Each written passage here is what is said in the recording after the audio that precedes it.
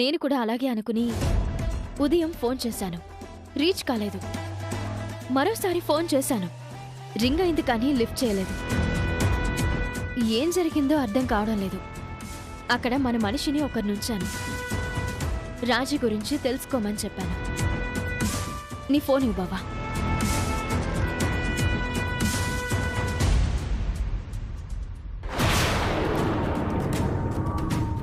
ఎవ్వరికి అనుమానం రాకుండా సీక్రెట్ ప్లేస్లో ఉంచాను మేడం. ఆ అవ్వని చాలా డేంజర్ మనిషి. మీరు మాత్రం చాలా అలర్ట్గా ఉండాలి, అర్థమైందా? అలాగే మేడం. ఉంటాను మరి. నేను చెప్పేదాకా వదలకండి. సరే మేడం. సరే అండి, ఆవిడ వస్తే నాకు ఫోన్ చేయించండి. ఉంటాను. రాజీ గారి గురించి ఎంక్వైరీ చేస్తే ఇంట్లో లేరని చెప్పారు. ఫోన్కి రెస్పాన్స్ లేదు, ఇంట్లో మనిషి లేదు. ఏమైనట్టు? నిహారికి ఏదైనా ప్లాన్ చేసుంటుందంటావా? నిహారిక ఎన్ని ప్లాన్స్ చేసినా సూరమ్మ అయితే గుడి దగ్గరికి వస్తుంది. విజయం నాదే. ఓటమి తప్ప విజయం నిన్ను వరించదు అవని. నేను శ్రీకర్నే దక్కించుకుంటాను తప్ప వేదవతి గారి రెండో కొడుకు మొహం కూడా చూడను. బాబు, ఎర్రగడ్డ, ఎస్ఆర్ నగర్, అమీర్పేట్, పంచాగుట్ట, ఖైరతాబాద్. బాబు బాబు తొందరగా రండి బాబు. రావాలి. ఏంటి కిట్టు, ఈరోజు మీ నాన్న డ్యూటీ నువ్వు తీసుకున్నావు? ఆ ముసలాయనికి ఈ మధ్య ఒంట్లో అసలు బాగోట్లేదులే. అందులోనే ఈరోజు పుట్టినరోజు, పుట్టుక్కుమనే రోజు కాకూడదని నేను ఆటో తీసుకున్నానులే. అయినా రేపు పొద్దున మనం కోటీశ్వరుడు అయ్యాక రజనీకాంత్లో చెప్పుకోవడానికి ఒక బ్యాక్ స్టోరీ ఉండాలి కదా, అందుకే ఆటో స్టీరింగ్ తిప్పుతున్నా. నువ్వెక్కడికి? దా బండికి, నేను తీసుకెళ్తా. నేను ఆఫీస్కి వెళ్ళాలి, పైకి కాదు. ఏ మాత్రం దానికి ఎందుకు అడిగావరా? ఆటో ఎక్కించు. ఒరే కిట్టు, ఏంటి సూరే? నన్ను తొందరగా గుడి దగ్గర దించరా. పొద్దు పొద్దున్నే నీ ఎదవ భారం ఏంటే? నడుచుకుంటూ బా. మోకాళ్ళు నిప్పుడురా. మా అయ్యవు కదూ, మా బాబు కదూ, నన్ను అక్కడ దించరా. ఈ మధ్య నీకు భక్తి విపరీతంగా పెరిగిపోతుందంటే. గుళ్ళో ఎవరో వెండికాయలు బహుమతిగా ఇస్తున్నారంట్రా. వెండికాయన్లా? ఎందుకంట? ఏదో మొక్కంట. మొక్క? అదేరా, ఎవరో ఏదో కోరిక నెరవేరాలని యాగం చేయించుకుంటున్నారంట. మన వీధిలోని ఆడవాళ్ళందరూ బయలుదేరి వెళ్తున్నారు. అక్కడికి వెళితేనే గాని మిగిలిన వివరాలు తెలియవు. మరి నాలాంటి కుర్రాలకి ఏం బహుమతులు ఉండవా? బహుమతులు కేవలం ఆడవాళ్లకేనంట. అందులోనూ నాలాగా 50కి 60కి మధ్యలో ఉన్న వాళ్ళకేనంట. నేను రాను. ఇది నీకు వర్కౌట్ అవుతుంది గానీ నాకేం వర్కౌట్ అవుతుంది? కావాలంటే ఆ వెండి నాణం నీకే ఇస్తాన్రా. నిజంగానా? నిజంగారా, ఒట్టు. అయితే ఎక్కు, తీసుకెళ్తా. తొందరగా పద. ఆగాగు. నిన్న అక్కడ దించేసి నేను వెళ్ళిపోతా, నాకు వేరే పనుంది. సరే సరే, కూర్చో. బండి తీ. ఏంట్రా? నీదే మొదటి బోని, ఓ 100 కొట్టు. రే, సొంతోళ్ళ దగ్గర కూడా లంచం తీసుకునే గొప్పోడివిరా నువ్వు. తీసుకో పో, పద. బోని.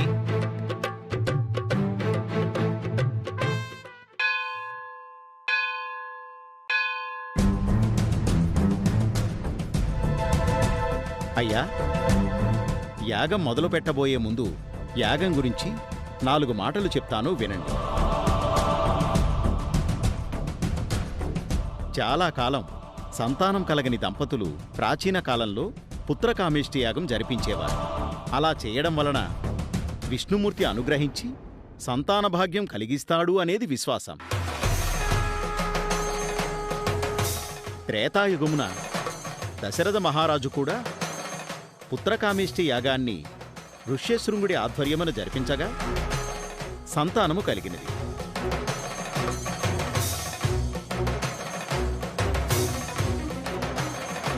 సంతానం కోసం ఆ యాగం ఎంత మంచిదో, తప్పిపోయిన సంతానాన్ని తల్లిదండ్రులు తమ దరికి చేర్చుకోవడం కోసం సంకల్పసిద్ధి యాగం కూడా అంతే ప్రాముఖ్యమైనది.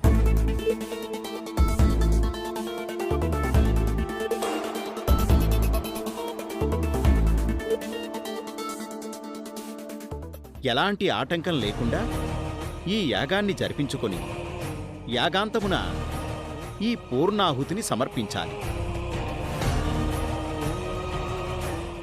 ఇలాంటి యాగాల వలన భోగాలే కాదు బంధాలు కూడా దగ్గరవుతాయి. ముందుగా కంకణాలు కట్టుకొని బొట్లు పెట్టుకోండి.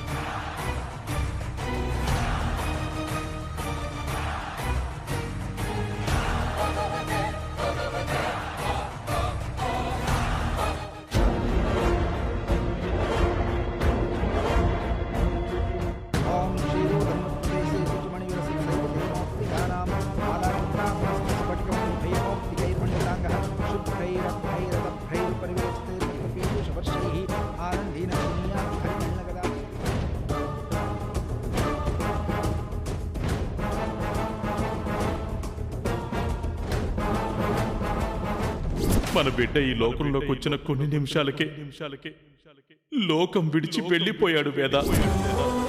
ఆ బిడ్డ చనిపోలేదు, బ్రతికే ఉన్నాడు. మీ రెండో సంతానం చనిపోలేదు, చిరంజీవిగానే ఉన్నాడు.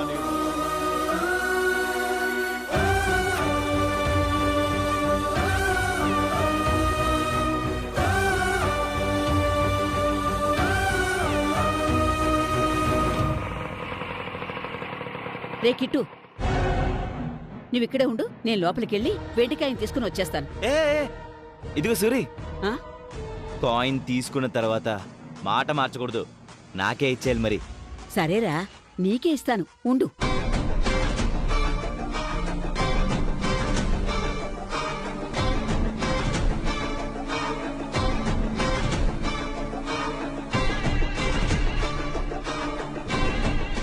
ఆటో కావాలా? ఆటో కావాలా? ఆటో. ఛే, ఒక్క పోరి కూడా మన వంక చూడలేదంటే అంత వాల్యూ లేని ఫేసా మంది.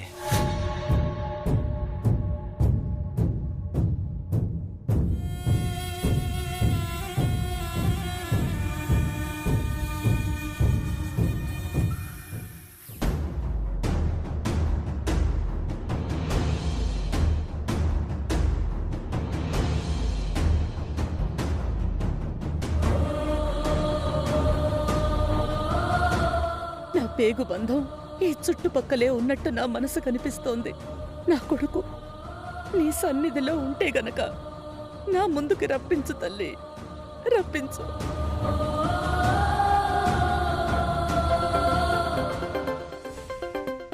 వసంత్ గారు, నేనిప్పుడే వస్తాను.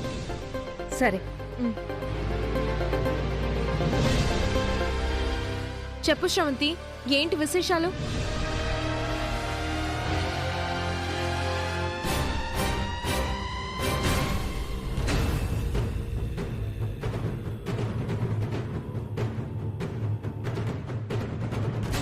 ఏంటి బంగారం, ఎలా ఉన్నావు?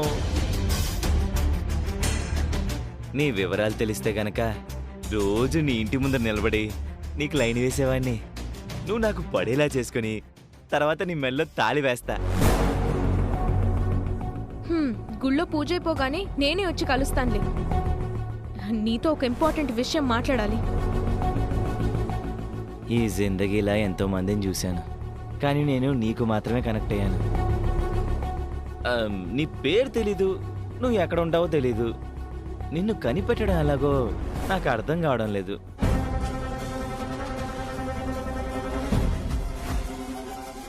ఏ కిట్టుకు ఏక్ దిన్ ఆయాగా అని నేను అందరితో చెప్పుకుంటున్నాను. అది నీ వల్లనే నేను కరోడ్పతి అవుతానని అనిపిస్తోంది. తొందరగా నా ముందుకు రా బంగారం.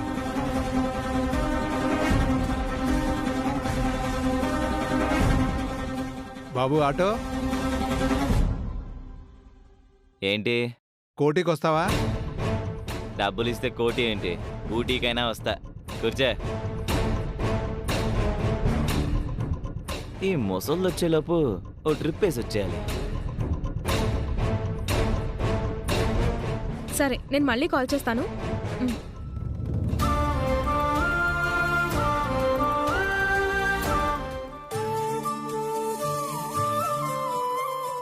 యాగం దగ్గరకొచ్చారా? అవునమ్మా, వెండి నాణెం ఇస్తున్నారని తెలిసింది, అందుకే వచ్చాను.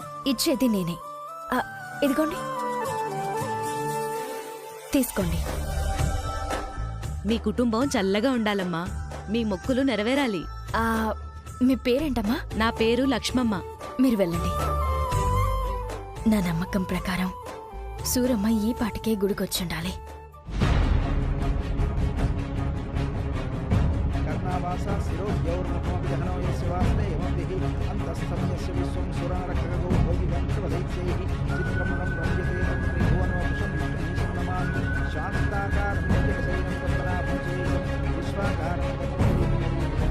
అవని ఏది? అదిగో అక్కడుంది. ముసలాళ్ళకి వెండి కాయిన్స్ పంచుతుంది. అవని కాన్సెప్ట్ ఏంటో అర్థం కావట్లేదు సిస్టరు. ఇది కూడా ఆపరేషన్ అజ్ఞాతులో ఒక భాగమా? అయ్యుండొచ్చు. అవని ఎన్ని చేసినా అంతా వృధా ప్రయాస. లక్ష్మమ్మ, ఏంటి సురమ్మా? వెండి నాణేలు ఎందుకిస్తున్నారంట? ఏదో మొక్కని తెలిసింది. ఏంటది? చిన్నప్పుడు తప్పిపోయిన తన కొడుకు కళ్ళ ముందుకు రావాలని వేదవతి గారనే ఆవిడ యాగం చేయించుకుంటుంది.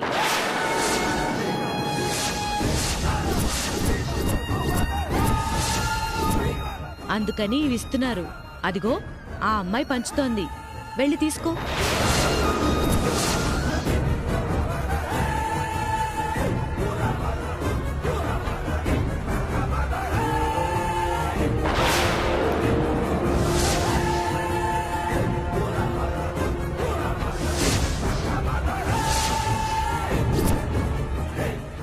పాతికేళ్లు కంటికి కనిపించని మనుషులు ఇప్పుడెందుకు అడుగడుగునా ఎదురవుతున్నారు?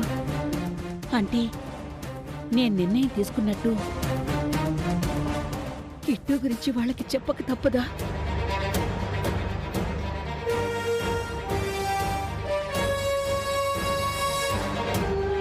ఈ యాగాల వలన అవని చేసే పిచ్చి ప్రయత్నాల వలన మీ అన్నయ్య దొరికిపోతాడని అనుకోకండి శ్రీకర్ గారు.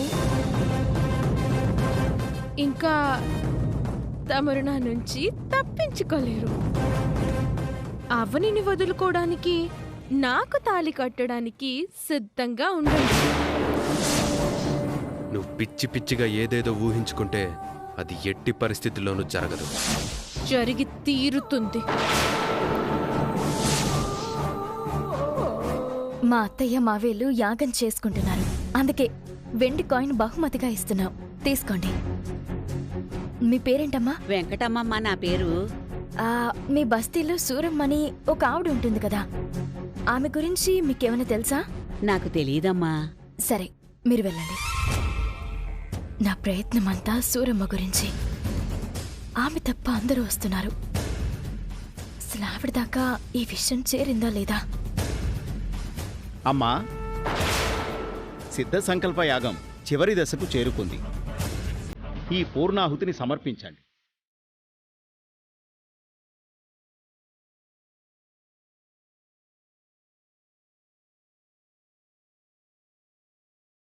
విష్ణుం వందే సర్వలోకైకనాథం నమస్తమస్త భూతానాం ఆదిభూతాయ భూభృతే సదైకరూపరూపాయ విష్ణవే ప్రభవిష్ణవే సశంఖ చక్రం సకిరీట కుండలం సపీతవస్త్రం సరసీరుహేక్షణం సహార వక్షస్థల శోభికౌస్తుభం నమామి. అయ్యా, యాగం పూర్తయింది. ఇరువురూ లేచి అమ్మవారికి నమస్కారం చేసుకుని మనసులో ఏదైనా మొక్కుకోవాలనుకుంటే మొక్కుకోండి. తొందరలో మీ కొడుకు మీ దగ్గరకు చేరుకుంటాడు.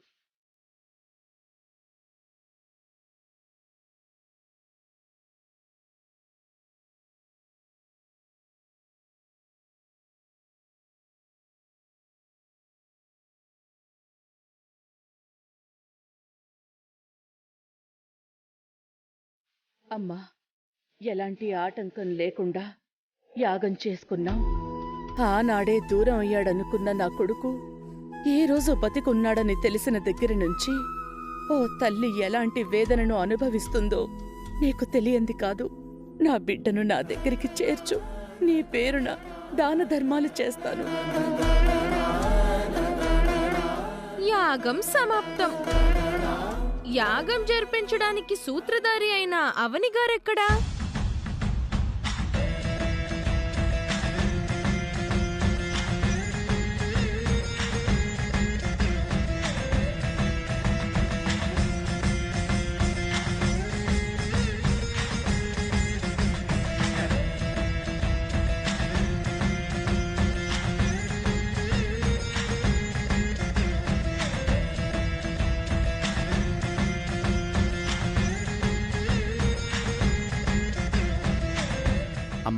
యాగం పరిపూర్ణమైంది. మనస్ఫూర్తిగా నమస్కారం చేసుకోండి. అవని, యాగం పూర్తయిపోయింది. యాగం పూర్తయ్యే సమయానికి సూరమ్మని ఎలాగైనా కనిపెడతానన్నా. ఇంతవరకు ఆవిడికి సంబంధించి ఒక్క క్లూ కూడా దొరకలేదు. ఈ సందర్భంలో నీతో కొన్ని నిజాలు మాట్లాడాలవని. పురాణ కథలలో భర్తలు భార్యలను బలి చేసేవారు. ఓటమి పాలు కాకూడదనో, ఇచ్చిన మాటను తప్పకూడదనో కారణాలు ఏమైనా అయ్యుండొచ్చు. నిర్దయగా భార్యలను ఇబ్బంది పెట్టేవారు. చంద్రవంశంకు చెందిన పాండవులు ద్రౌపదిని జూదంలో తాకట్టు పెట్టారు. సూర్యవంశపు రాజైన సత్యహరిశ్చంద్రుడు చంద్రమతి తాళిని తీసివమన్నాడు. ప్రతి ఇతిహాస కథలో మగాడు ఆడదానికి అన్యాయం చేసి గెలిచాడు గాని ఆడది మగాడిని పణంగా పెట్టలేదు. ఇప్పుడు నువ్వు నన్ను పణంగా పెట్టావు, కానీ గెలవలేకపోయావు. ఎలాగైనా సాధిస్తాననే నీ తొందరపాటు నన్ను బలి తీసుకోబోతుంది, మనిద్దరిని విడదీయబోతుంది. యాగం మొదలయ్యే వరకు తెగ హడావుడి చేశావు. మొదలైన తర్వాత ఇలా వచ్చి మొహం చాటేశావేంటి?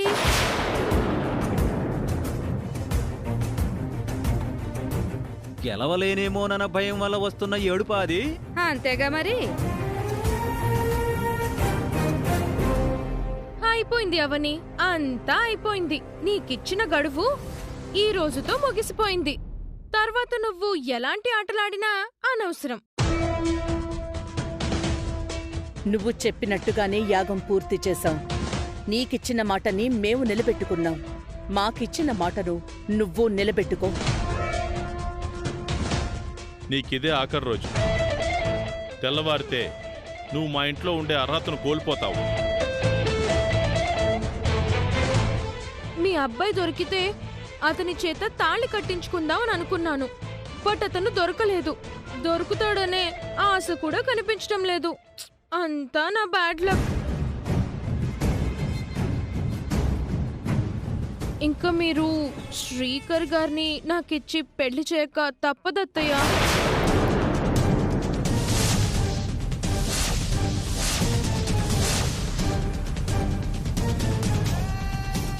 మా పెళ్ళైన తర్వాత మీ అబ్బాయిని నేను వెతికి తీసుకొస్తాను.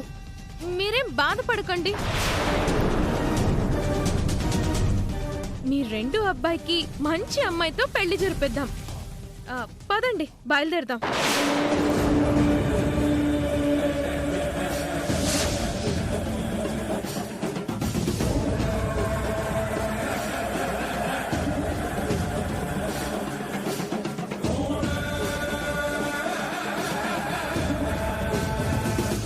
అవని, మనం కూడా బయలుదేరదాం పద.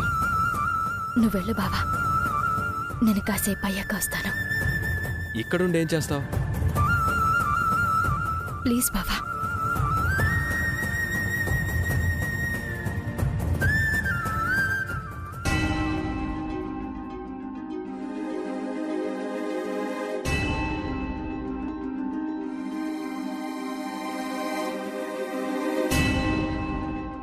సూరమ్మ గురించి ఎదురు చూశాను.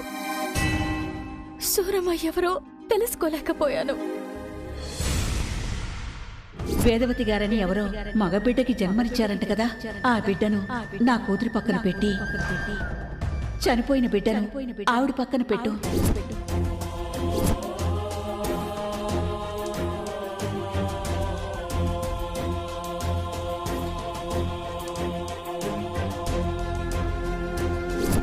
భగవంతుడా, కిట్టూని వాడి తల్లిదండ్రుల దగ్గరికి చేర్చడమే నా కర్తవ్యమని నాకు తెలియచేయడానికే ఇలాంటి పరీక్షలు పెడుతున్నావా? నన్నేం చేయమంటావో చెప్పయ్యా.